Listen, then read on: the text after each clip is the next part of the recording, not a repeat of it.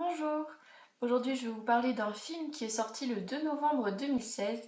Il s'agit de Mademoiselle, réalisé par Park Chan-wook, un réalisateur coréen, d'après un roman de Sarah Walters, Du bout des doigts. Ce film a été nominé à la Palme d'Or à Cannes cet été, mais malheureusement il n'a pas gagné le prix, mais a quand même gagné le Grand Audience Award au Festival international du film de Catalogne 2007. C'est bon à savoir. Donc ce film raconte l'histoire d'Hideko, une jeune voleuse et receleuse qui va être contactée par un escroc qui va se faire passer pour un comte japonais dans le but d'escroquer la fortune d'une jeune japonaise héritière de sa mère et de son père, qui est enfermée dans le manoir de son oncle. Donc toute l'intrigue se déroule en Corée, qui était à l'époque unifiée puisque ça se passe dans les années 30, Corée qui était à l'époque colonisée par le Japon. C'est pourquoi il y a une grande importance pour l'oncle d'Hideko de se marier avec sa nièce dans le but d'obtenir la nationalité japonaise, ce qui était quelque chose de plus mis en valeur à l'époque. Donc ce film dure plus de 2h30, quelque chose comme ça. Donc c'est long. Perso, j'ai pas trouvé ça long, mais ma sœur en avait un peu marre à la fin, donc vérifiez vraiment que le sujet vous plaît et allez voir la bande-annonce avant d'aller le voir au cinéma. Je pense que c'est plus intéressant d'aller voir des films qu'on pense qu'on va aimer.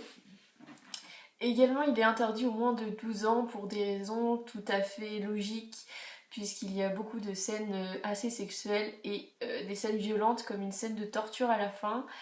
Donc, bon, et puis il y a également un peu de violence psychologique, d'agression. Donc voilà, même si vous avez plus de 12 ans et que c'est pas des trucs que vous aimez, n'allez pas le voir, c'est mieux je pense. Donc il y a principalement trois raisons pour lesquelles j'ai aimé ce film. La première, c'est la réalisation qui est super bien faite.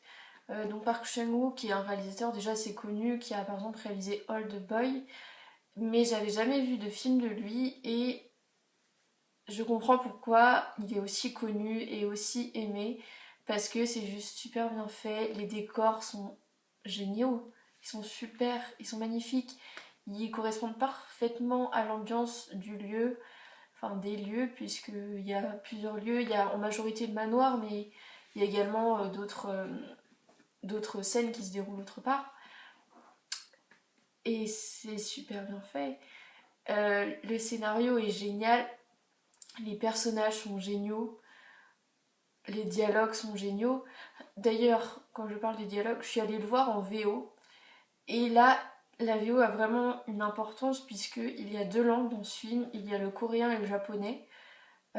Donc, privilégier la VO, je pense, d'autant plus que les dialogues, donc les sous-titres, sont traduits super bien et que en deux couleurs différentes, c'est-à-dire qu'on peut identifier le coréen et le japonais. Euh, et donc c'est plutôt sympa, je trouve. Surtout que, comme j'ai dit plus tôt, c'était beaucoup plus valorisé de parler japonais que coréen, puisque le japonais c'était la langue des colonisateurs et donc de ceux qui ont gagné. Enfin bref, vous connaissez, hein, parce que la colonisation on en a fait aussi en France. Donc oui, les dialogues sont géniaux. Les personnages sont la deuxième raison pour laquelle j'ai aimé ce film.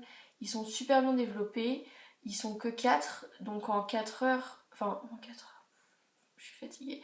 Ils sont que 4, donc en plus de 2 heures, il y a vraiment le temps de montrer leur histoire, de leur faire acquérir une profondeur, vraiment.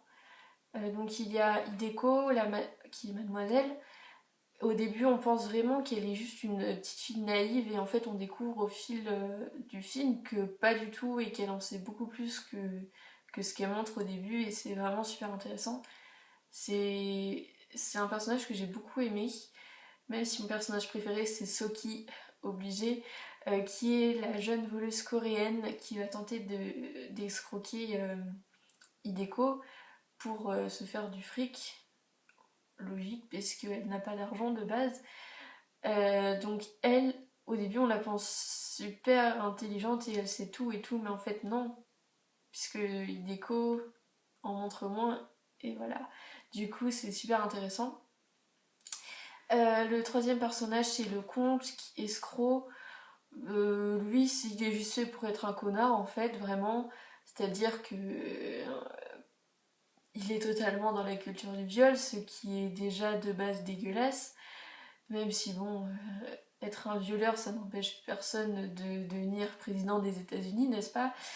Le quatrième personnage c'est l'oncle, qui est lui un pervers total. En fait, il utilise sa nièce pour lui lire des livres érotiques, ce qui depuis sa toute jeunesse, donc c'est aussi un peu pédophile quand même, je trouve, devant un petit comité. Donc ouais, les personnages, magnifiques. Les acteurs sont super bons, je ne connais pas leur nom par cœur, donc je vais lire dans mon petit carnet. Il y a donc Kim Tae-ri, Kim Min-hee, Ah Jeong-woo et Jo Jin-woong, nom que je ne prononce pas du tout bien parce que j'ai jamais étudié cette langue et que voilà, mais c'est déjà bien, on va dire. Donc la dernière raison pour laquelle j'ai aimé ce film, c'est l'histoire. À partir de ce moment, je vais spoiler de façon très violente. Donc si vous n'avez pas vu le film, vraiment ne regardez pas la suite de la vidéo parce qu'il se base vraiment sur tous les rebondissements qu'il peut y avoir. Le fait que ce qu'on pensait vrai au début est en fait faux et que c'est un peu le principe de l'arroseur arrosé. Donc non, ne regardez pas, s'il vous plaît, arrêtez tout de suite. Donc il y a vraiment peu de films qui sont portés par un couple de femmes queer, et en l'occurrence ici qui sont racisées en plus, donc c'est encore plus rare. Franchement, je ne suis pas capable de citer un autre film qui fait ça, ce qui est très grave franchement, quand on pense que quand même les personnages LGBT sont en très très très grande minorité, de même que les personnages racisés, alors qu'ils existent vraiment, il y en a plein autour de nous, il y en a plein autour de vous, donc ils sont là, il faut les montrer dans des films aussi. Encore plus rare, une histoire avec des femmes racisées et en couple qui finit bien. Parce qu'il y a un magnifique happy ending pour Hideko et Soki, c'est-à-dire qu'à la fin, juste elles ont l'argent, elles sont toutes les deux ensemble, elles partent de Corée, et juste toutes les deux quoi, c'est trop bien. Le comte donc est capturé par l'oncle qui lui en veut beaucoup puisqu'il comptait quand même récupérer l'héritage de sa nièce. En plus, bien sûr, Soki a détruit toute sa bibliothèque, donc il lui en veut encore plus. Donc le comte est torturé par l'oncle, scène assez dure et assez moche, je dois avouer. J'étais en train de fermer les yeux un peu parce que c'était assez violent. Mais à la fin, ils meurent tous les deux, donc c'est parfait, tout le monde est content. Et dernière chose qui fait que j'ai trouvé ce film bien, qui fait partie de l'histoire, c'est que le scénario se fout totalement de ce mec, de cet escroc, de ce comte, qui essaye d'utiliser deux femmes l'une contre l'autre pour avoir la fortune, le pouvoir, etc. Donc à la fin, elles finissent ensemble. Donc merci d'avoir regardé cette vidéo, j'espère qu'elle vous a plu. Je vous dis à bientôt pour une prochaine qui sera normalement sur Maman a tort. Et c'est tout ce que j'avais à dire. Au revoir!